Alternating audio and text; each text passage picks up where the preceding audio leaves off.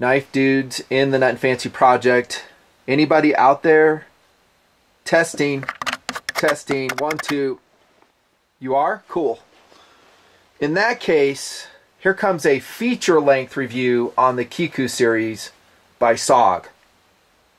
I'm also breaking out a 2-minute KRV drill on these blades.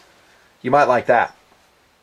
I did it as a joke on another blade, and you guys ate it up. You just loved it. So, what the heck? 2 versions, same blade, and I'm going to intro in this feature-length one with the following. Hey knife makers, you want to sell blades, right? My advice from me to you is to make your knives look cool, like the Kiku series. They are attractive first and foremost. They have an oriental flavor to them, no surprise, because they are a collaborative effort between a knife maker very well known in the knife making community. I don't know him personally, Kiku Matsuda, whose custom knives sell all the way up to $1,000, by the way. He uses OU-31 steel, it's called. You can look it up. Also D2, ATS-34, and VG-10 in his customs, which in my research seem to sell pretty good. A lot of them are sold out, and a lot of them look like this. So you have the Tanto recurve blade, I think, and I may mispronounce this, sorry. It's a Hamagui Ba. Grind towards the tip, has a false edge on the back. It's really a complicated and yet functional and gorgeous grind on this knife.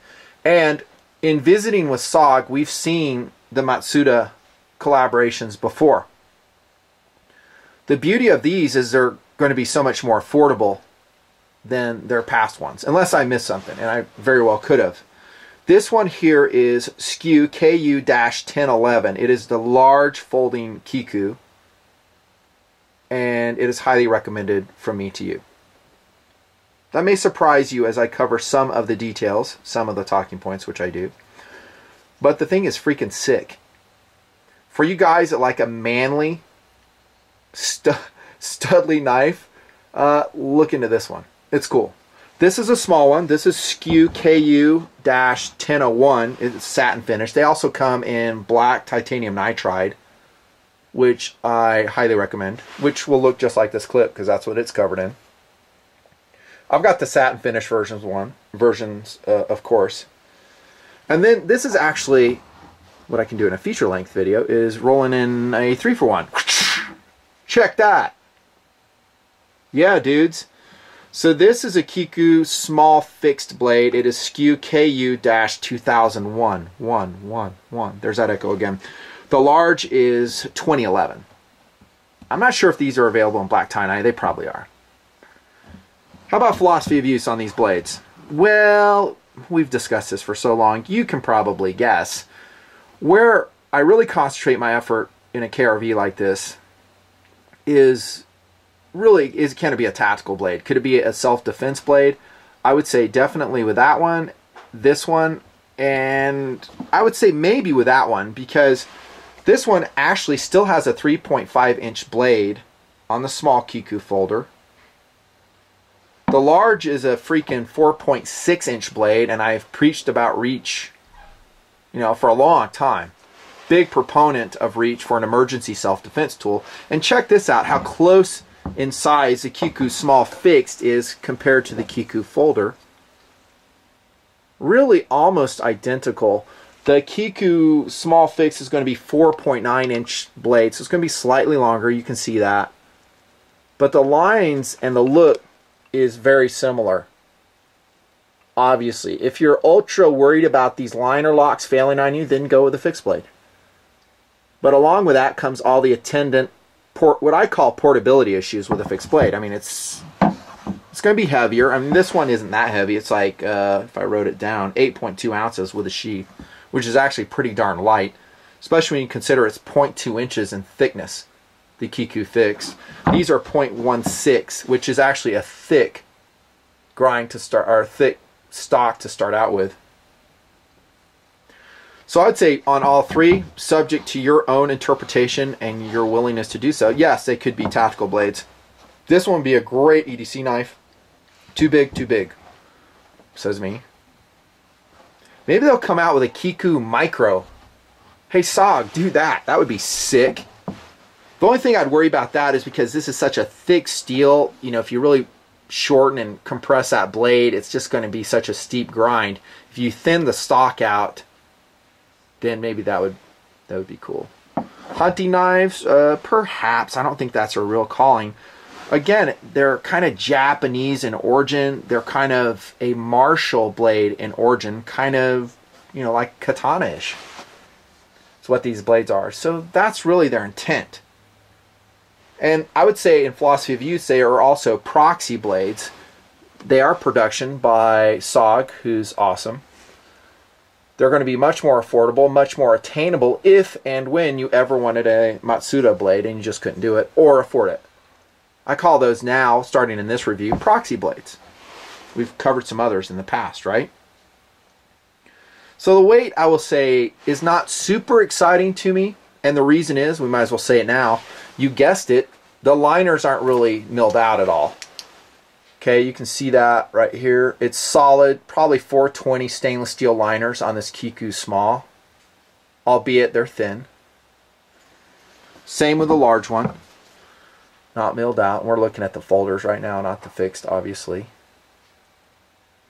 How much would it say if I milled them out? It wouldn't be that much. The large would be more, obviously, because we're removing more material, and it would add cost to the operation. But I would like it. It would stoke me. But what you get in return for that weight is, again, a very handsome blade and a very strong tip. Tanto-like in its penetration capabilities. These Kikus. That's not surprising. I mean, you can tell just by looking at it that it's going to penetrate well. Just, I would say it's pretty deadly in that respect. The feel is authoritative. For you dudes that like the heavier blades, you're going to love these. You'll love them. I will say this though, 7.4 ounces sounds like a lot, and you guys know I harp on the weight a lot. But remember, it's a 4.6 inch blade from thick stock with a very strong tip grind. So that's physics, dudes. You know that. 3.8 ounces for this one is very doable. Plenty light for that, especially what you're getting. The steel is OS8 cryogenically treated from SOG. I like it, always have. It's been a great steel. Easy enough to sharpen, relatively rust resistant, and this is satin finishing. If given a choice, I'd probably opt for the black tie-and-eye, especially if you're putting this in a tactical philosophy of use. Good looking though, you can see the stamping on it. We're looking at the small fixed right here. I think you might have a problem resharpening these suckers though. I shouldn't say a problem, there's just going to be more work. I mean, anytime you get a compound recurve here, you're going to have to... Well, I use Edge Pro Apex Junior, or Edge Pro Apex, which you know, there's a lot of good sharpeners, but that's one I use. I have to use a very narrow stones to follow that curvature. I can't use the wide ones because you got too much sweep going on. Let's look at the out-of-box edge, and as usual, I'm completely unprepared for a cutting test. Standard.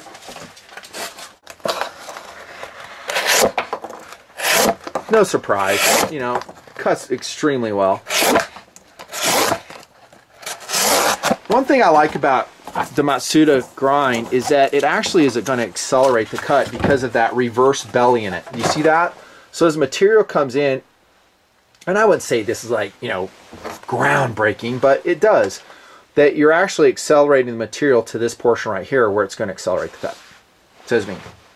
The relief edge is good. The out-of-box edge is superb on the Kikus. All three of these knives are the same way. Very well done. I really like the grind aesthetically. You know, I might level a criticism that, well, it's going to be a heavier grind. Obviously, we talked about that. But aesthetically, it's cool looking. Don't you think? Speed. Let's look at this large one. Listen. Oh. I wouldn't say it could be any faster. How's that for a judgment on the Kiku speed? It's really fast. There's nothing trick going on here. We don't have IKBS or a bearing system. It's just phosphor bronze bushings in there, which is time proven, has worked very well for many years. Look at the blade centering on this one while we're here. perfect. Let's look at the small Kiku. Perfect. When we talk about speeds, I often visit the thumb stud issue. This is fully ambidextrous, as you can tell. Really no occlusions. You can access that thumb stud easily. For a quick pop out, you can shake them out of handles. I would say medium retention. Let's check it. That's about what I want. Do I want more retention than that? You know, with your, I don't know, with your carry method? Probably not. I'm happy with it. The lockup on these, out of box at least, is perfect. Nothing going on there. It is adjustable should you need to do so. Let's check out the lockup on the fixed. Oh my gosh, it's totally tight. I'm just kidding, dudes. Fixed blade, again, if you're really concerned about the strength, that's probably where you want to go if you're going with the SOG Kiku. It is a 420 stainless steel liner. There's your timing on the liner lock. You might say, well, that's kind of a thin liner lock. You could say that. Understand. But what are you going to be using a knife for? You know, if we're talking realistic application, I think it will serve its purpose just fine. I've seen plenty of frame locks fail with me. A+ on the speed from what I've seen so far. Subject to change. I mean, sometimes there's surprises. We just don't know what's coming. Strength, I would say, is excellent. Maybe not outstanding given that smaller liner lock. Handle construction. This is one thing that gives the Kiku such visual interest, I say. And that is a wonderful execution of the linen micarta handle where it is sculpted. Now, this is not a very costly thing to do, but look at how much visual detail it gives this blade. It makes it look like something really special is going on. But really, it's just a liner lock with blackened liners, and then you have this milled scale you've screwed onto it. And then it's also, as you can see, indented right here. Warm to the touch. Really good traction, especially when it's wet. That linen micarta. You know, it locks in the hand very well. Speaking of which, it's also following Matsuda's sub-hilt design, like this. So do the folders. So when I say a tactical philosophy of use, this is one reason why. It's because you can really dig that index finger inside. Yes, I wish it was gemmed. Somewhere along here. And there's none to be had up top on the folders. Now the fixed blade does have it. And it's good. It's really good, actually. It digs into the thumb. Really nice. The handle construction on the fixed blade, and again, this is a small one. They have the bigger one, and that one I think would be very ill. Going to be heavier though, at 11.2 ounces, but that is a 5.6 inch blade. Same thickness. I'm talking about SKU number KU 2011, the large Kiku fixed. The handle for me is short, which a lot of Oriental blades are like that, and I don't dig it so much. I like a longer fixed blade handle. How many times have I said that? Enough said. Lanyard hole right here, obviously a full tang. Nice skull crusher pommel there. No sharp spots on this fixed blade. Removable handle slabs, and it's that same olive drab linen micarta, which is again gorgeous. That's good looking. So I really like the handle execution on all these blades. I wish that one was longer. I really don't see that to be a problem here on the folder because it has to accommodate that 4.6 inch blade, right? Let's compare the handles between these two. See what I'm talking about? So we're not talking about a lot of extra length. I know, that's what she said. But this is a more comfortable handle for me. Ergonomics. Well, again, jimping, we talked about. The sub-hilt, we talked about that. And thumb stud, I already covered all that crap. Clip design, at least on the folders, is awesome. Way awesome. Way to go, SOG.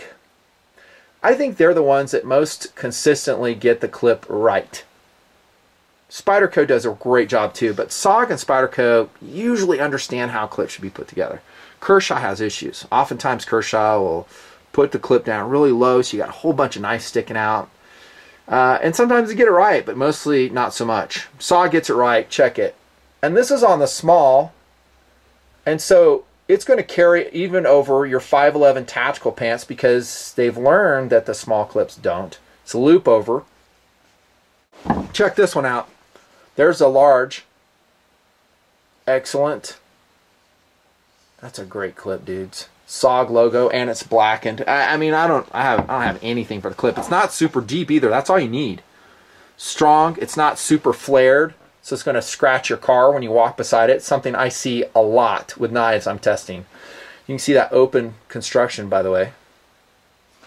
And here's a stop pin. I forgot to show you that when we talked about strength. It's not exactly massive. Gets the job done.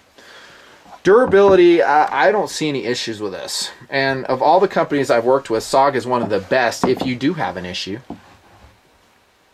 I sent a knife back to Spyderco the other day just for a clip replacement. No, I did not tell them I'm nutnfancy, and they sent me back a notice to pay $5 for a new clip. I'm like, dudes, you wouldn't replace that on your own? Come on now, don't nickel and dime your customers. That breeds ill will. Not for something tiny like that. And it was just like their fault. It's like stripped out. The screw in the clip. And I was like, hey, can you replace this? We can for $5 and $5 for shipping or whatever. So I haven't seen that with SOG. Maybe I'm misremembering stuff. How about value? The large folder, about $1.15. And that's for the blackened titanium nitride version. The small will be for about $75. All this is ballpark, plus or minus. That's for the 1001 version you're seeing on the table.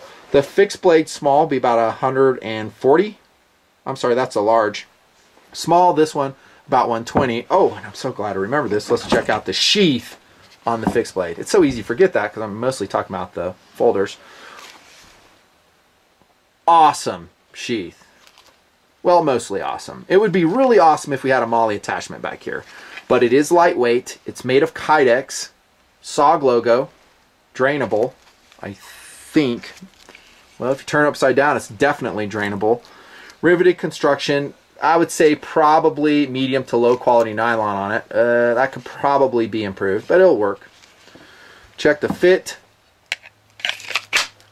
Excellent. Love plastic, and I love Kydex sheaths. Sometimes they'll add weight to your carry system. Sometimes it's worth it. You know what I'm saying? Loop over, nylon attached. Attachment method is what I'm trying to say right here to accommodate your belt. That's your carry package right there. I would say the clip overall, not the clip, but the sheath overall is really awesome. If you're a fan of Kiku Matsuda's work, if you never heard of Kiku Matsuda, that will change with this video. He has a lot of cool blades, a lot of expensive custom blades. He's very well known in the community. They're mostly martial oriented combat blades, and now you get a collaborative effort from SOG for what I feel is more than a fair price, considering the performance of these knives, their cutting potential, and their looks, and their durability. That's a nutnfancy review. Highly recommended these blades. Very cool. See ya.